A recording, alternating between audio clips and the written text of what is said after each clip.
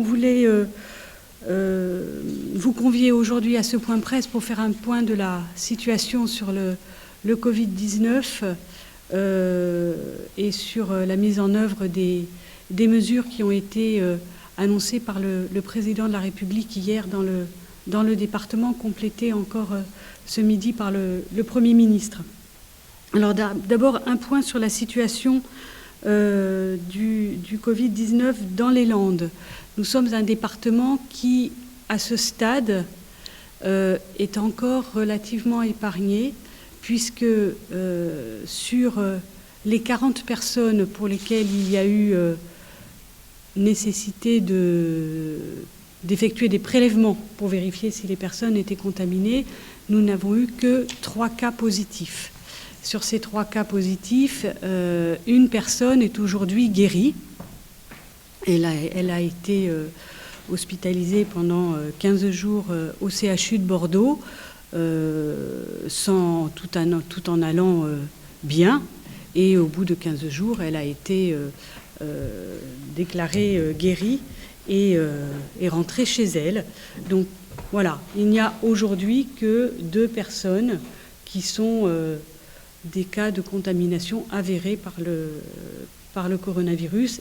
Évidemment, la situation peut évoluer puisque les scientifiques réunis au sein du Conseil scientifique avec le président de la République hier indiquent bien que nous sommes au début de la progression du cas de coronavirus dans notre pays, et donc cette situation peut évoluer.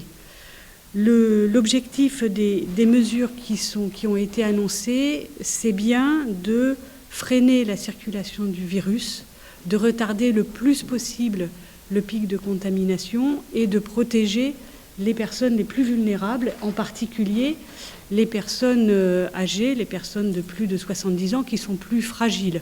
Donc vraiment, toutes les mesures sont prises pour essayer de freiner au maximum du possible la circulation du virus sur notre territoire et de protéger les personnes vulnérables. La priorité, c'est bien une priorité qui va à la santé et aussi mettre en œuvre toutes les possibilités de solidarité nationale dans ce but. Alors, il faut toujours rappeler que les gestes barrières sont des gestes qu'il faut absolument pratiquer, tous autant que nous sommes, parce que c'est un moyen clé, un moyen très important pour freiner la contamination. Là-dessus, les scientifiques, les médecins sont très clairs. Donc vraiment, à chaque fois, je le redis, se laver les mains très régulièrement, à l'eau et au savon ou au gel hydroalcoolique, tousser ou éternuer quand vous en avez besoin dans votre coude, dans votre manche, jamais sur les mains. Si vous avez besoin de vous moucher, utilisez un mouchoir à usage unique et le jeter. Évitez les embrassades. Gardez une certaine distance avec les personnes avec lesquelles vous êtes. Donc vraiment, ces gestes-là, il faut absolument les intégrer et toujours les respecter au maximum, c'est très important. Pour protéger les personnes les plus fragiles, pour freiner la circulation du virus, freiner la contamination, il y a un certain nombre de mesures qui ont été annoncées et que nous allons mettre en œuvre dans le département. La première chose, c'est la fermeture de tous les établissements scolaires, depuis les crèches jusqu'aux grandes écoles et aux universités, donc les crèches, les écoles maternelles, les écoles primaires, collèges, lycées, grandes écoles, universités, les centres de formation des apprentis aussi pour les périodes d'enseignement, pour les périodes en centre de formation. Une exception, ce sont les crèches hospitalières qui resteront ouvertes. Nous en avons une dans le département.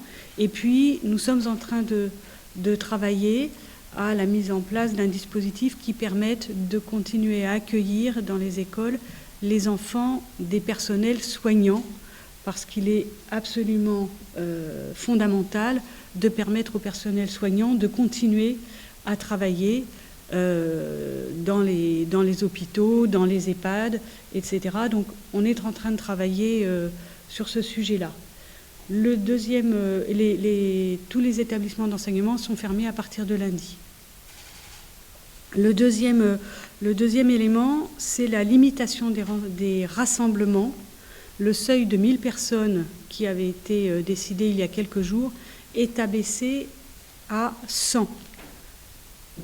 Nous attendons l'arrêté ministériel qui va en donner qui va donner les dispositions précises, mais ça aura évidemment des conséquences pour les cinémas, pour les salles de sport, pour les piscines, pour les lieux de culte, les restaurants, les bars. En revanche, parce qu'il faut pouvoir maintenir les activités indispensables à la vie quotidienne, à la vie de la nation, les commerces, les transports, les concours, les examens, les élections municipales, j'y reviendrai, continuent à fonctionner. C'est-à-dire les commerces restent ouverts, les transports en commun restent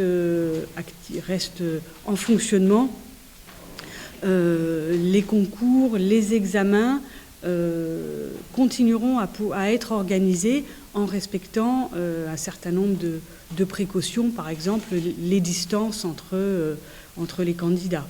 Mais la vie de la nation continue, notre pays n'est pas à l'arrêt. Mais il faut éviter les situations dans lesquelles beaucoup de personnes se retrouvent rassemblées dans un même lieu, à proximité, d'où l'abaissement de ce seuil de rassemblement à 100 personnes au maximum. Je le disais, les activités indispensables à la vie de la nation doivent pouvoir se poursuivre. C'est le cas des élections municipales. Elles auront lieu dimanche, comme prévu, parce que les scientifiques ont été clairs là aussi. Se rendre à une élection n'est pas plus dangereux pour qui que ce soit que de se rendre dans une épicerie, faire ses courses alimentaires.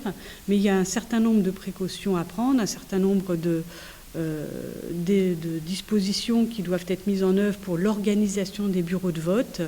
Des instructions ont été transmises en ce sens aux maires qui les mettent en œuvre, qui sont vraiment à la manœuvre pour mettre tout cela en place. Alors, bien sûr, toujours rappeler les gestes barrières. Il y aura des affiches pour rappeler les gestes barrières que j'ai dit tout à l'heure. Les lieux de vote vont être aménagés de telle sorte à pouvoir maintenir toujours cette distance d'1 mètre entre les personnes aux différentes étapes. Il est recommandé que chacun vienne avec son stylo pour émarger, signer quand il a voté. Nous nous assurons que tous les bureaux de vote disposent d'un point d'eau pour que les gens puissent se laver les mains à l'entrée, à la sortie des bureaux de vote, que les personnes qui tiennent les bureaux de vote puissent aussi se laver les mains très régulièrement. Nous avons aussi du gel hydroalcoolique à disposition pour toutes les mairies qui auraient des bureaux de vote sans point d'eau, de façon à pouvoir leur en fournir. Nous serons ouverts tout le week-end de façon à ce que les mairies qui auraient besoin de ce gel hydroalcoolique puissent venir se fournir, y compris durant tout le week-end. Et puis, on sait aussi que, parce que nous avons été en contact avec elle, l'Association des maires des Landes s'est organisée de son côté aussi pour pouvoir approvisionner les bureaux de vote en gel hydroalcoolique. S'agissant des personnes âgées de plus de 70 ans, il aurait très fortement recommandé de rester chez elles au maximum, de limiter leur vie sociale. Pour autant, il ne leur est absolument pas interdit d'aller voter dimanche. Nous avons néanmoins passé des consignes aux mairies pour que l'accueil des personnes les plus âgées soit organisé de telle sorte qu'elles n'aient pas trop longtemps à attendre dans les files d'attente, il puisse leur être permis de progresser un peu plus vite dans les files d'attente, parce que, comme je le disais tout à l'heure, il n'y a pas plus de risque, les scientifiques sont très clairs en la matière, pas plus de risque à aller voter qu'à aller faire ses courses alimentaires. En ce qui concerne le soutien aux entreprises, depuis les indépendants, les artisans jusqu'aux plus grandes entreprises, des dispositifs spécifiques vont être mis en place pour les accompagner dans cette situation qui peut être compliquée. En particulier, un dispositif spécifique de chômage partiel sera mis en place. Le président de la République l'a annoncé. Il a aussi indiqué que les cotisations sociales dues au mois de mars seront reportées.